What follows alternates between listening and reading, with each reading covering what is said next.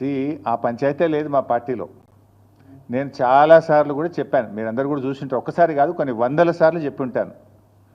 ఇవాళ కేసీఆర్ గారు మా పార్టీ అధ్యక్షుడు, ఆయన యొక్క ఆదేశాలను తూచా తప్పకుండా పాటించే ఒక క్రమశిక్షణ కలిగిన కార్యకర్త హరీష్ రావు అని చెప్పిన. ఇది బహుశా వందల సభల్లో చెప్పిన, టీవీ డిస్కషన్స్లో చెప్పిన, ప్రెస్ మీట్లలో చెప్పిన, చిట్చాట్లో చెప్పిన, అనేక సందర్భాల్లో కూడా చెప్పిన. సో మీరు అన్నట్టు కేటీఆర్ గారికి నాయకత్వం అప్పచెప్తే స్వాగతిస్తాను, డెఫినెట్గా ఐ కోఆపరేట్.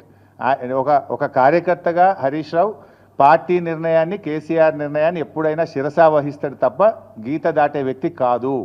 ఇది నా 25 ఏళ్ల రాజకీయ ప్రస్థానం చూపిస్తుంది. 25 ఏళ్ళ నుంచి నేను బీఆర్ఎస్ పార్టీలో ఉన్నాను. పార్టీ జెండా పుట్టుక నుంచి ఈ రోజు వరకు కేసీఆర్ గారి అడుగుజాడల్లో వారి సూచనలకు అనుగుణంగా పనిచేసేటువంటి ఒక కార్యకర్తగా హరీష్ రావు పనిచేసిండు, రేపు కూడా చేస్తాడు.